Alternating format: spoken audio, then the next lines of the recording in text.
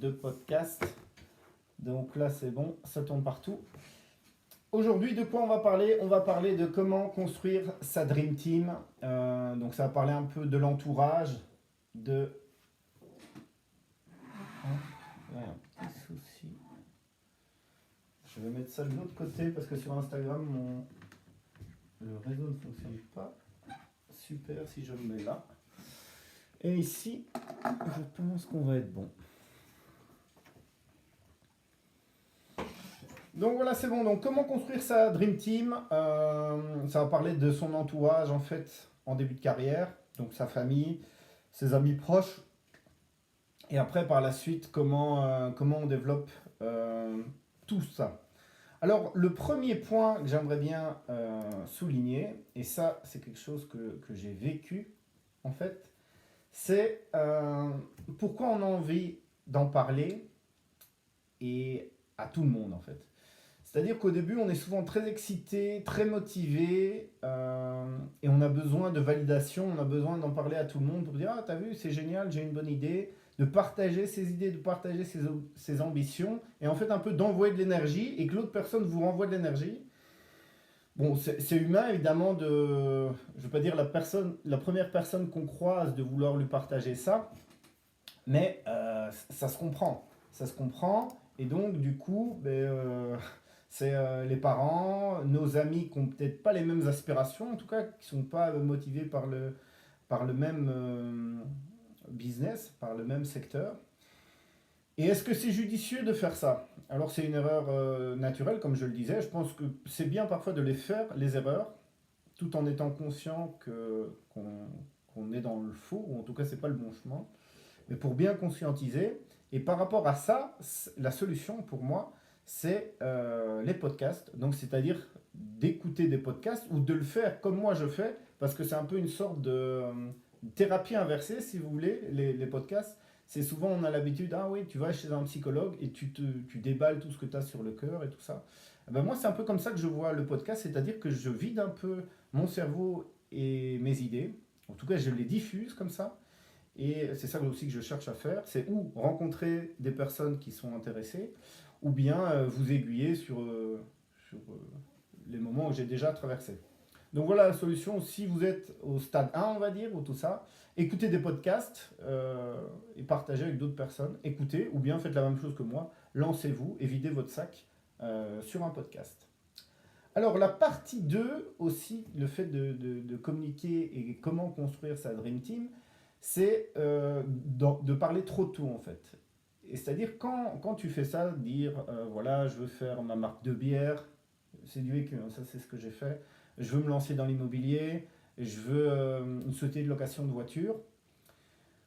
Quand tu parles trop tôt et en fait tu n'as encore rien fait, rien prouvé, tu es à zéro, tu as ce que je pourrais appeler le doute projeté. C'est-à-dire que les gens vont se dire mais et ça part d'un bon sentiment, en tout cas je pense au début, mais est-ce que tu n'as pas peur de perdre de l'argent? Est-ce que tu n'as pas peur? Ils veulent vous préserver. Et ça, c'est sympa en fait, c'est bienveillant envers vous. Mais les questions, c'est oui, tu vas perdre de l'argent, oui, les locations de voitures vont mal se passer, oui, parfois il y a des locataires qui vont avoir des toilettes bouchées, oui, parfois il y aura des impayés, mais est-ce que ça justifie pour le coup de ne pas le faire? Et la réponse est non. Et pour vous donner une petite image aussi que je suis en train de vivre avec mes enfants, j'ai deux enfants. Et en fait, quand c'est le premier enfant, en tout cas pour moi, mon fils aîné, quand il faisait des trucs au début, je lui dis, mais non, s'il fait ça, il va tomber, s'il fait ça, il va se blesser, s'il fait ça, il va se piquer avec la fourchette, il va se brûler avec ça. Et donc, du coup, tu dois lutter entre le fait de dire, oui, ok, mais je ne peux pas l'empêcher de tout faire et le bloquer à un endroit en lui disant, ah bah écoute, si je te mets là dans un coin de la pièce, il va rien t'arriver. Oui, ça c'est sûr qu'il va rien lui arriver, mais du coup, il va rien apprendre et pas se développer. Et c'est un peu le même principe quand vous voulez vous lancer dans quelque chose. Oui, il y aura des risques. Vous devez le conscientiser et aussi accepter qu'il y aura des moments délicats. Et ça, je pense, c'est une des choses qu'on ne répète pas assez, c'est que oui, c'est faisable, mais il y aura des moments difficiles et que c'est compliqué. Alors, du coup, à l'extrême opposé de ça, il y aurait l'autre syndrome, ça serait le syndrome de trop parler en fait, et du coup de pas agir. Parce que quand tu parles beaucoup d'un sujet, tu as l'impression en fait que tu le fais déjà, ou en tout cas tu es déjà dedans. Alors qu'en fait, pas du tout. Et du coup, tu as une illusion de progression, et c'est pour ça aussi, quand tu es trop dans le théorique et tout ça, bah, tu as l'impression d'avancer, développer, mais tu ne fais rien. Alors moi, je suis peut-être l'extrême opposé de ça. Comme par exemple, si vous prenez ce podcast, il y a une personne qui m'a fait la réflexion récemment, et il avait totalement raison. Il disait, ouais, tes visuels, euh, ta prononciation, les E que tu dis pendant le podcast, la qualité de montage, la qualité sonore n'est pas excellente. Oui, c'est vrai, mais si j'attends d'avoir une qualité professionnelle, comme on voit sur tous les podcasts, je pense que je l'aurais jamais lancé, ou en tout cas, j'aurais jamais développé ça. Alors oui, voilà, je suis conscient que le cadrage n'est peut-être pas excellent. Il y a une vidéo là, un autre smartphone là, la qualité n'est peut-être pas top. Mais en tout cas, à mon stade, je suis très content de ça. Au fil des épisodes, tu te sens aussi beaucoup plus à l'aise qu'au tout début. Et je pense que c'est important aussi de laisser les premiers pas. Comme ça, vous voyez aussi un peu l'évolution et qu'au début, rien n'est parfait, quoi. Euh, je ne sais pas si vous avez regardé le reportage de Orelsan au tout début où il fait ses trucs dans sa chambre et tout. Tu dis c'est très très bancal. En fin de compte, pour tout le monde, hein, c'est comme ça. Mais donc voilà, je me ressens un peu sur ça. Donc le fait de trop parler et pas agir, parfois c'est mieux d'avancer déjà, d'avoir deux, trois exemples à proposer et puis seulement en parler. Une fois que c'est déjà lancé et que vous avez déjà des petits résultats et vous allez ressentir une forme de fierté, hein, franchement, je crois qu'il n'y a pas d'autre mot pour qualifier ça. La fierté d'avoir fait quelque chose, d'avoir accompli quelque chose. Alors, pour clôturer cette partie 2, donc le risque de parler trop tôt, c'est qu'on a souvent, et ça moi j'ai vécu, mais je pense que j'aurais peut-être dû le mettre en point numéro un, c'est souvent avoir l'impression de passer pour un loser, donc vraiment la peur du jugement, que si tu racontes ton projet à tout le monde et que ça marche pas, ben, tu as l'impression que tu vas devoir te justifier. Ah oui, mais en fait, j'ai raté parce que si, parce que. Et ça, c'est ce qu'on entend beaucoup. Et moi aussi, j'étais comme ça. Ah ouais, mais il me manquait ça. Ah oui, mais les gros comme AB InBev, ils prennent tout le marché. Alors qu'en fait, si je veux être beaucoup plus introspectif sur moi-même, c'est que j'avais pas certaines capacités, que je me suis rendu compte sur certaines difficultés, que j'avais. Enfin voilà, et c'est là qu'on dit que c'est que soit j'apprends, j'échoue pas, soit j'apprends, soit je réussis. Je trouve que c'est un truc comme ça. Et voilà, et que c'est formateur. C'est aussi ça l'importance de voir ces échecs-là. En tout cas, moi, c'est comme ça que je le vois. Ensuite, c'est quand et à qui en parler. Alors après, je vais un peu plus détailler sur comment construire sa Dream Team, parce que là, je suis resté très générique sur le début, en fait, quand vous lancez et quand vous commencez un business. Mais donc, je pense aussi qu'il faut en parler quand même, et il ne faut pas garder tout pour soi, mais il faut en parler à des gens qui comprennent le sujet. Ça, c'est la plus grosse erreur. Donc si vous voulez investir, bah, il faut trouver des investisseurs ou des entrepreneurs ou des mentors. Et c'est là que c'est pas facile et c'est pour ça que vous ne pouvez pas en parler à tout le monde parce que vous n'avez pas trouvé des investisseurs ou des entrepreneurs à chaque coin de la rue, quoi. Vous avez beaucoup plus facilement trouvé votre tante ou votre oncle qui a fait 40 ans dans le même boulot ou bien vos copains proches, votre cercle proche d'amitié mais qui sont au même niveau que vous, donc eux ils ne peuvent pas vous aiguiller. Et encore une fois, la solution pour ça, je ne sais plus qui avait dit ça, ben maintenant avec YouTube, avec les podcasts et tout ça, vous pouvez écouter, et ça aussi c'est génial, c'est que tu peux écouter beaucoup plus et toi tu ne peux pas leur parler. Donc ça c'est génial, enfin génial entre guillemets, mais tu te tais et tu écoutes.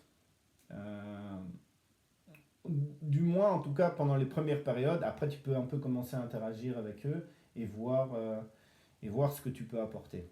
Et ça c'est la problématique aussi, c'est comment trouver ces gens-là. Et là, on commence à construire sa Dream Team. Mais déjà aussi, si tu n'as jamais rien fait, 2 minutes, il y a une petite coupure. Arrive, je regarde, c'est qui.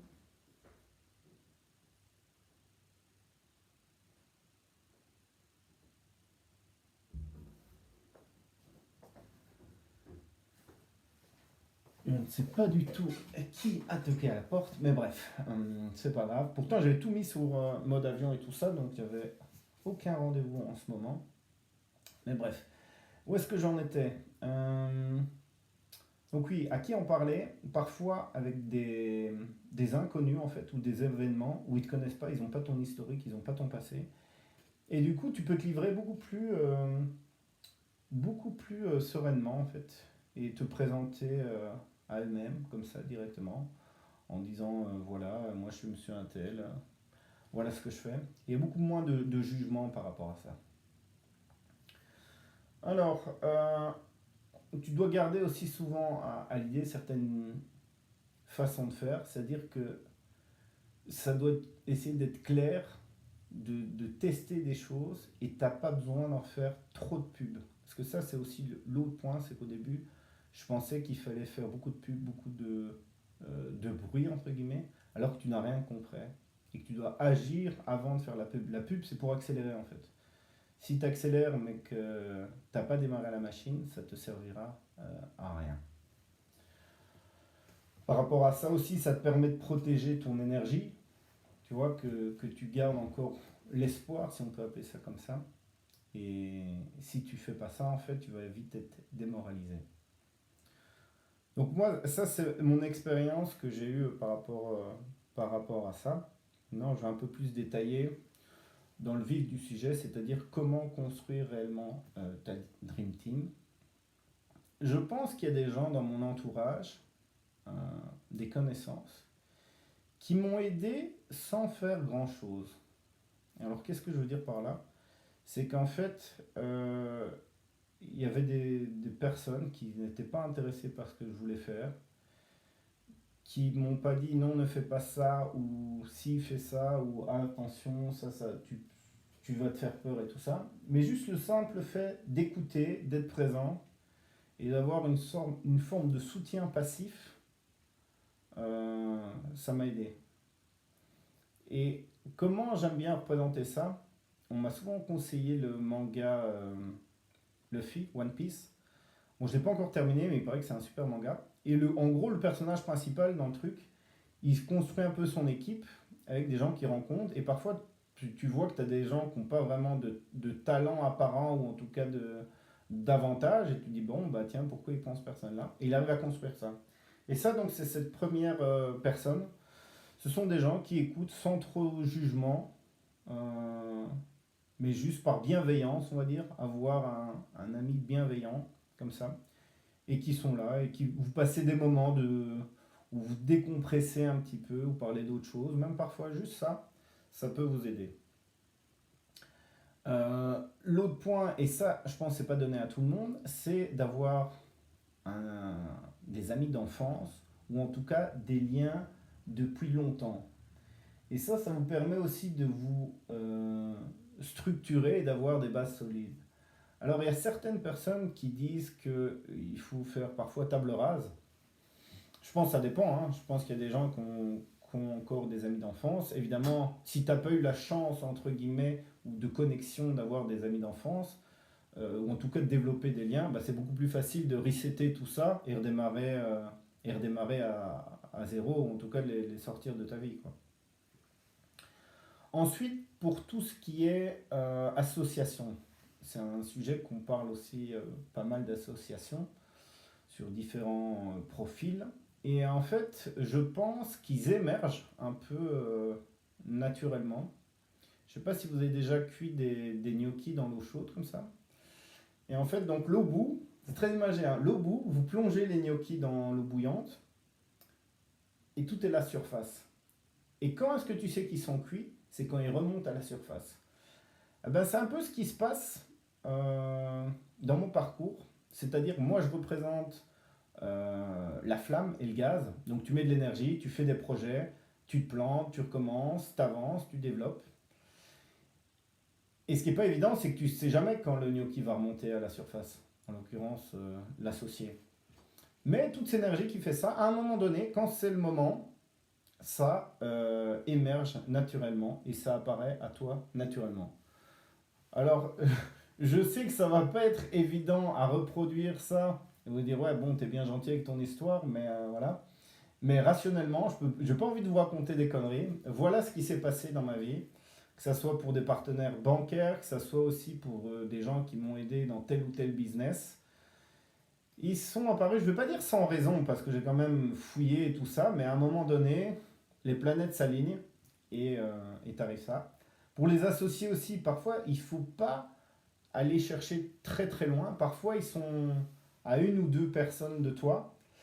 Et pareil, ils vont apparaître comme ça. En tout cas, ça a été mon vécu. Parce que j'avais testé aussi l'autre formule de se dire, ah ben, je sais pas, moi, tu vas aller dans un bar un peu huppé, tu discutes avec des gens, tu jettes un peu le dé, comme ça, tu tires un peu au hasard en espérant connecter quelqu'un. Et ça, en tout cas, pour ma part, ça n'a pas marché. Alors peut-être que j'ai pas essayé ma chance assez souvent. Mais voilà, toujours est-il, voilà ce qui ressort de ça. L'autre point pour terminer un peu cette construction de la Dream Team, c'est que vous allez avoir aussi à rencontrer des gens euh, qui veulent pas votre bien, enfin pas votre bien, qui veulent que leur bien à eux, donc c'est-à-dire des arnaques, des jalousies. Et ça, il faut avoir une part de feeling, de se faire avoir peut-être parfois une ou deux fois pour arriver à les déceler et à voir leurs intentions. Alors, je parle de ça parce qu'il y a, je suis en contact là avec un gars qui faisait des vidéos YouTube sur des bagnoles de luxe et tout. Vous le connaissez certainement, c'est un Belge. Et qu'il était très marrant et franchement c'était chouette, c'était drôle et tout ça. Et puis il a basculé dans le copy trading. Et je pense que là il est complètement parti dans le faux parce que même mathématiquement, quand tu promets à des gens des 1, 2, 3, mais je pense qu'eux même ils vont jusqu'à 10, 15, 20% par trade, ou même par mois, même on prend de manière plus longue. Oui, bien sûr que c'est possible. Et à l'époque des cryptos et tout ça, il y avait les. Merde, comment ils s'appellent ces bots là Bref, c'était des bots qui prennent des positions automatiques et tout ça. Et oui, tu peux faire d'excellentes performances, c'est-à-dire du 13% par mois, du 20% par mois et tout ça. Et tu peux répéter ça pendant parfois 5 6 mois. Quand le marché crypto il était,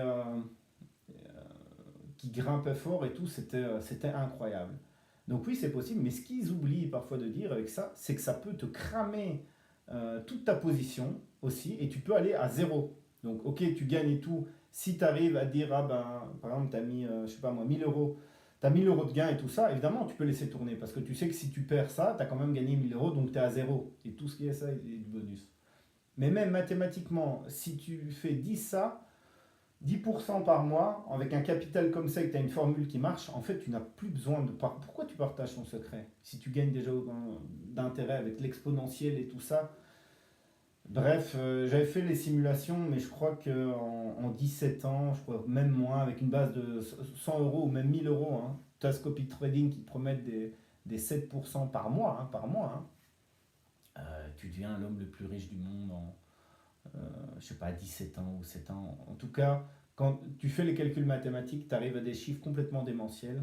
Et bref, je ne sais pas s'ils sont tombés là-dedans parce qu'ils se rendent compte que ça marche et du coup qu'ils sont un peu piégés par cette histoire de copy trading, par le lifestyle que ça leur procure. Parce qu'évidemment, ils disent, ah ben vous voyez, c'est pas du fond vert, c'est pas des fonds verts. Évidemment, non, c'est pas des fonds verts, mais l'argent que tu as gagné, tu sais aussi que tu envoies les gens à la casse, à l'abattoir. Et c'est ça, en fait, le plus terrible par rapport à, à tout ça. Et il y avait un autre gars, d'ailleurs, ils ont fait une vidéo ensemble. C'est. Comment il s'appelle? Je sais pas de quelle origine il est. Cyrus. Avec un côté asiatique, mais je crois que c'est un métis, mais je sais pas. Bref, il parlait dans sa vidéo qu'il était arnaqué, qu'il a eu beaucoup de soucis et tout ça, et qu'il comprenait pas trop pourquoi. Mais en fait, quand tu as des gens comme ça qui gagnent beaucoup d'argent, ou qui montent beaucoup d'argent, ça aussi, ils le regrettent tous d'avoir trop montré. Et c'est pour ça que les riches se cachent, parce qu'il y a extrêmement de jalousie, en fait, hein, et que les gens sont méchants. Mais quel est ton business? Comment tu fais pour gagner de l'argent? Et comment, à 22 ans, tu peux aller aussi vite? Et ça, sincèrement, ou tu as eu de la chance, ou bien c'est impossible, Parce que l'investissement, construire sa Dream Team et tout ça, ça prend beaucoup de temps, quoi. Et ça, peu de personnes sont prêtes à prendre ce temps-là. Quand je dis beaucoup de temps, je pense que c'est changer sa situation de vie en... Même 5 ans, c'est trop rapide. Il faut bien 7 ans, 10 ans. Et du coup, ça, c'est quand même assez compliqué de le faire aussi vite. Et désolé pour ça, mais ok, tu peux être mature, mais donner des conseils comme ça quand tu as la vingtaine, je suis pas sûr. Je suis pas certain qu'on peut écouter ça. Alors, pour clôturer un peu ce débat-là, et je crois que c'est important, je vais vous faire une autre métaphore un peu, je crois que j'avais déjà utilisée.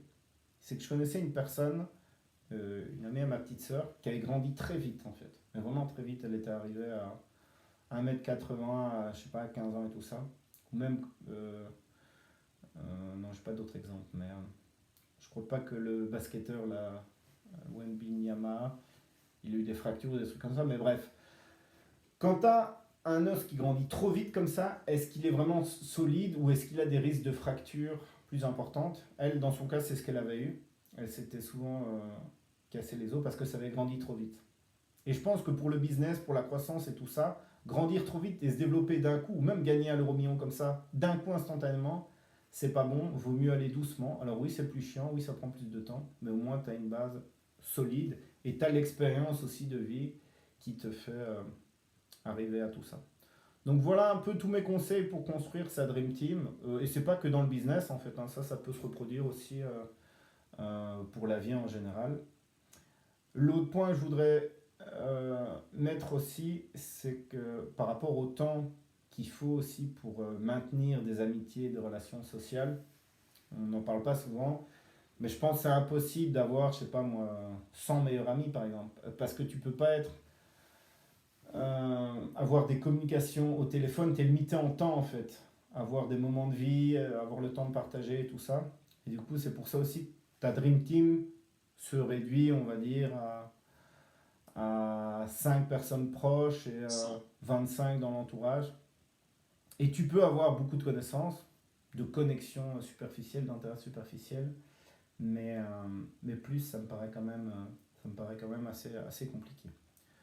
Bon, parce que j'ai un autre call à 14 h et restez en ligne parce qu'aujourd'hui, à 14 h 15, voire 30, on aura le podcast que je vous avais promis avec un artiste.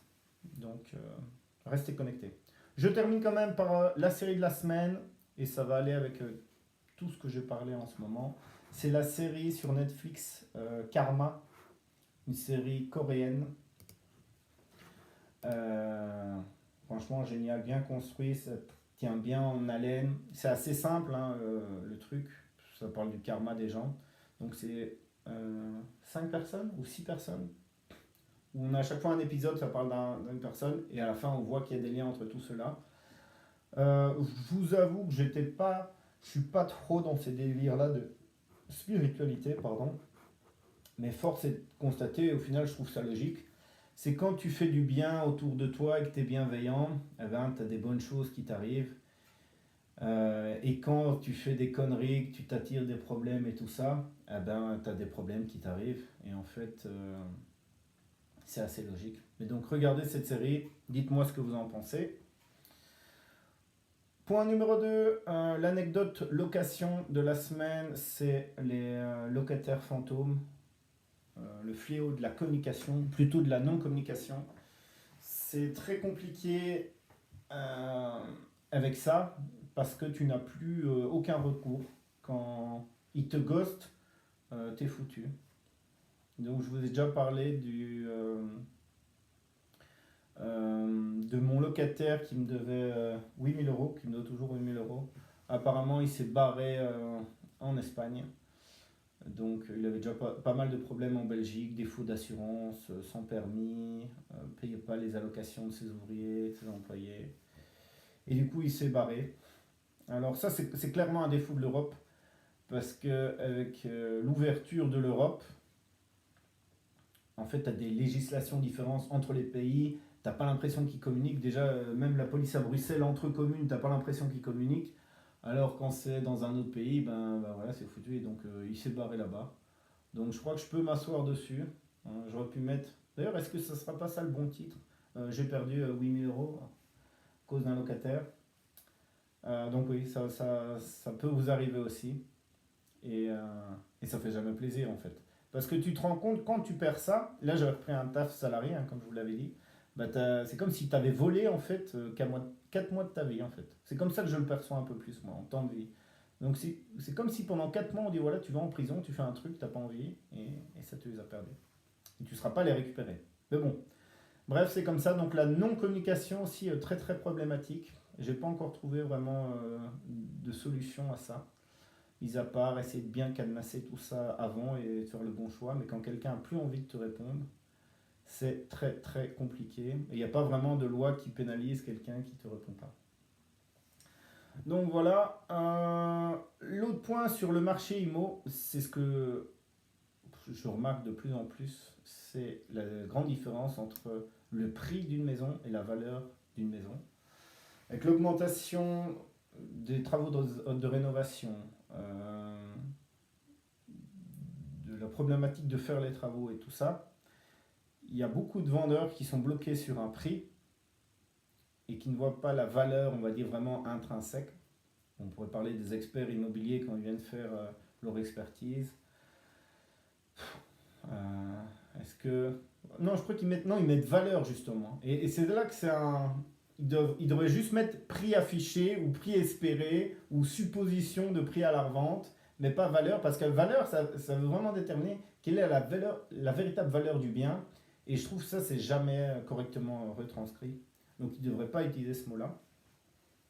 Donc voilà, on est toujours à la recherche d'autres biens, mais assez compliqué. Pourquoi aussi? Parce qu'étant donné que je suis avec d'autres investisseurs, je me rends compte parfois, je cherche chez eux, mais étant donné que ce sont d'autres personnes qui ont compris les mécanismes, on est entre requins et on se bouffe entre guillemets entre nous. Et c'est là où c'est pas fair play, je trouve, parce qu'ils veulent un peu me la faire à l'envers quand même. Et c'est comme, je sais plus c'est qui racontait cette blague d'un gars qui avait un pantalon avec une jambe. Et, et, euh, et donc il l'explique, il dit, je recompose la blague en même temps, hein. Donc il dit ouais, ah tiens regarde j'ai un bon prix sur ce pantalon, et puis il lui dit ah ouais c'est 1 euro, putain ouais c'est pas cher et tout ça, mais il y a un souci dans ton truc, ça coûte 1 euro ton pantalon. Et ça a qu'une jambe, c'est bizarre quand même. Et lui dit non, mais t'as pas compris. En fait, le pantalon, c'est pas pour que tu le mettes ou que quelqu'un le mette. C'est tu le revends à quelqu'un d'autre. Et là, t'as l'argument de vente, tu vois, le prix. Ah ouais, ok, j'ai compris. Donc il achète le pantalon à 1 euro. Et puis il va voir un autre gars et lui dit ah tiens, regarde, j'ai une super affaire. Le pantalon, 2 euros. 2 euros pour le pantalon. Ah, c'est pas cher et tout, c'est génial. Et il recommence, mais il y a un souci, ça a qu'une jambe, à qui ça va servir et tout ça. Mais non, t'as pas compris en fait, c'est pour leur vendre, regarde, c'est une super affaire. Et comme ça, il se refile la patate chaude jusqu'à arriver à un moment où tu arrives, je sais pas moi, à 70 euros le prix du pantalon. Et le final, donc celui-là qui récupère un peu la patate chaude, eh ben, il a payé son truc 70 euros. Il a un pantalon que personne ne sait utiliser et c'est plus du tout la valeur du pantalon. Eh ben pour moi, c'est la même chose qui se passe sur l'immobilier. Et donc, il y a plein de biens comme ça qui sont sur le marché et qui sont vendus trop cher en fait. Beaucoup trop cher. Mais vu que tout le monde a été habitué à ces prix-là, et c'est là aussi parfois les agents IMO jouent un peu un double jeu, ils disent si, c'est les prix du marché, c'est normal, c'est ça qu'il faut payer. Alors qu'en fait, pas du tout. Donc voilà, c'est un peu le combat. Et c'est ça la difficulté à trouver des biens avec une valeur et un prix qui se raccordent. Et le deuxième point, je vais faire un peu de promo pour ma formation sur le budget. Donc je compte lancer aussi une formation sur le mobilier. Alors je sais que c'est maintenant devenu un gros mot, mais moi je vois un peu ça comme un prof de mathématiques. Des profs de mathématiques, il y en a partout dans le monde. Il y en a des bons, des moins bons, des à certains niveaux, des experts inégalés. Et voilà, moi je vous partage tout mon parcours, tout ce que j'ai fait pour en arriver. Et je me rends compte aussi que je me suis lancé très très tard par rapport à pas mal de gens, que ce soit en France, que ce soit en Europe, que ce soit en Belgique. et compris la cape de coach alors qu'ils avaient déjà pas fait grand-chose. Et le slogan Fake it until you fake it, ils avaient, je pense qu'il y en a certains, ils n'ont encore rien fait du tout, mais ils continuent la cape de coach.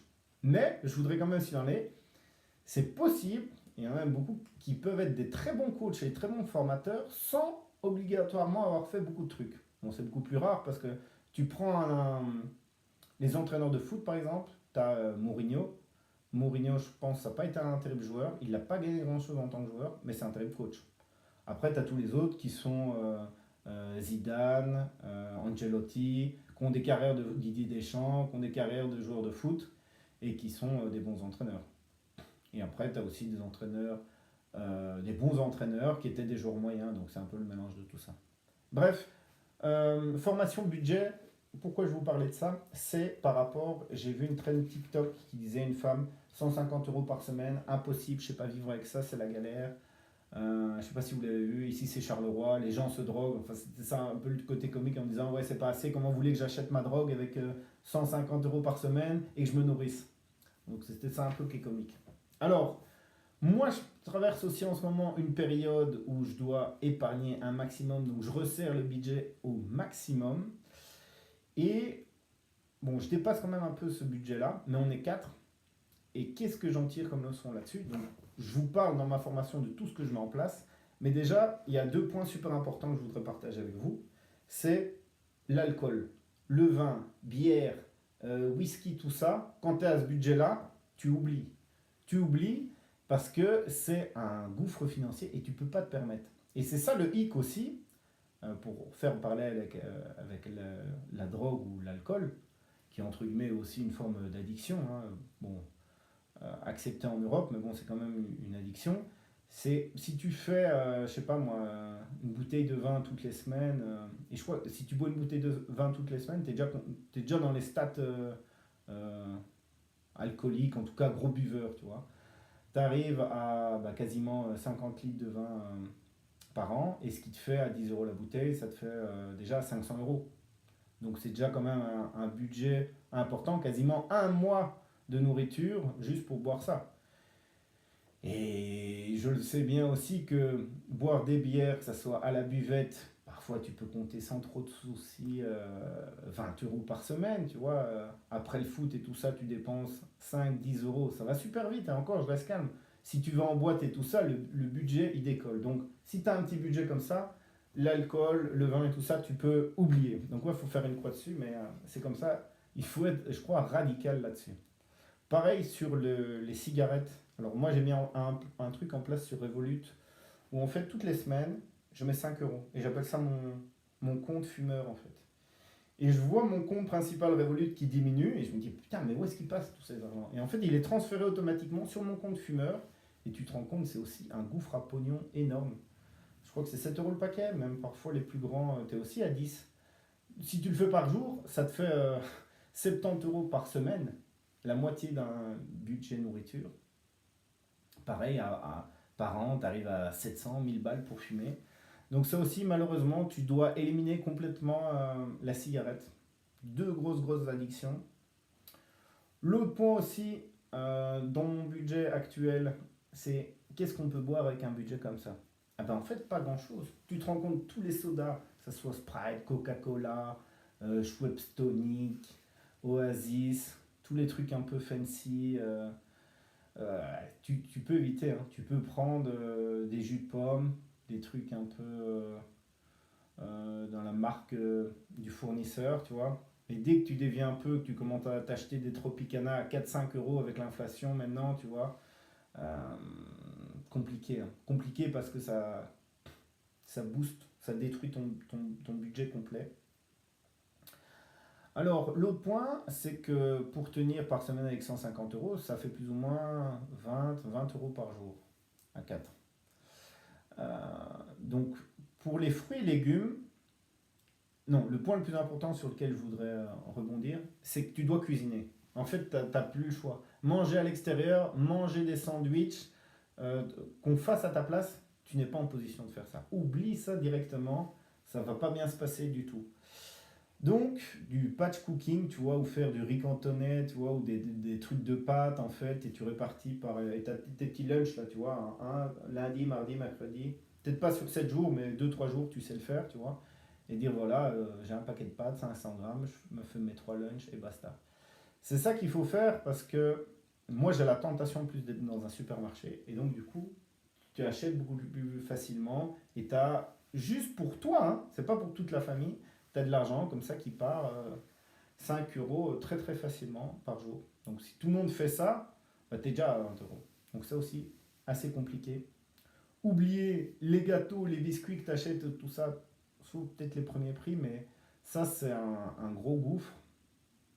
Donc pour moi, sur quoi tu dois te concentrer? C'est les légumes, tu vois, les pommes et tout ça, euh, en quantité. C'est pas si cher que ça. Et tu as des fibres qui te calent et tout, et tout ça. La viande, les protéines, ouais, tu dois limiter ton truc. Et te rabattre sur beaucoup plus de légumineuses, tu vois. Donc, vraiment des plats où tu as plus de pois chiches, tu as la cuisine indienne, tu vois, tous des trucs en poté, tout ça. Tu dois t'orienter vers ça. Le viande et poisson, vu que ça augmente, oui, tu seras limité en ça. Et te reconcentrer sur les basiques et cuisiner un maximum. Et je m'étais souvent dit que j'allais vous faire un challenge. J'essaierai peut-être de le faire semaine prochaine où je vous montre vraiment en day to day. Voilà, j'ai 20 euros. Qu'est-ce qu'ils mangent les enfants? Qu'est-ce qu'on mange le matin? Qu'est-ce qu'on mange le soir? Et, euh, et comment on y arrive. Alors, oui, c'est pas plaisant. Et de la survie, je dirais pas quand même, parce qu'on a un choix en Belgique et on se rend pas compte de tout ce qu'on a. Moi, je l'avais vécu quand j'étais parti quand tu vas en étranger, en Asie ou en Australie et que tu reviens, tu dis putain, en fait, on a une variété de fromage, on a une variété de charcuterie, de tout. On s'en rend pas compte, mais grosso modo, c'est ça l'idée pour vivre comme ça. Parce que tu dis quand même, avec ça, tu manges 3 fois par jour. Bah, c'est quoi l'idée? C'est le matin des œufs, des avoines, pain avec un truc à tartiner. Ça, c'est un peu la base du truc, avec du thé ou un petit jus de pomme, comme je vous le disais. Ça, c'est un peu le petit déjeuner de base. À midi, des lunchbox. Donc, tu vois, des trucs que tu peux faire en quantité. Salade froide, avec plein de trucs. Concombre, tomates, un peu de boulgour, tu vois. Et ça te fait ça. Riz cantonais ou des pâtes. C'est un peu ça l'idée. De préparer des lunchs qui te reviennent à 2 euros, 1,50 €. Et puis le soir, tu cuisines aussi un peu plus, tu congèles et tout ça.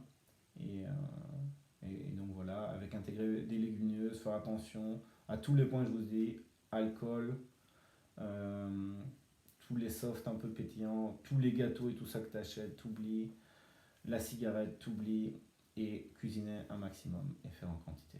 Donc voilà un peu pour, euh, pour ces différents points. Merci de m'avoir écouté pour cet épisode 29.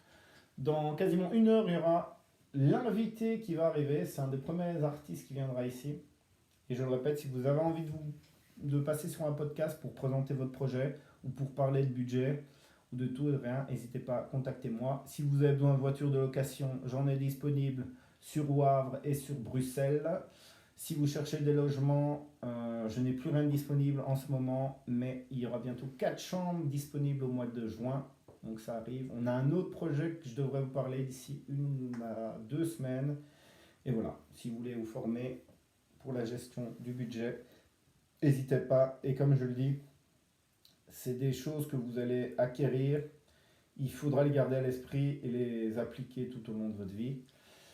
Mais par rapport au prix des formations, même en fait que ça soit des sommes beaucoup plus élevées, bon, c'est pas 10 000 € ma formation, hein, mais même avec des prix beaucoup plus élevés, vous vous rendez compte que si vous les appliquez, vous allez récupérer votre argent, ou en tout cas en disposer comme vous voulez, et c'est ça l'idée. Allez, ciao ciao, à plus, et je vous dis à bientôt. On termine ici. Hop là.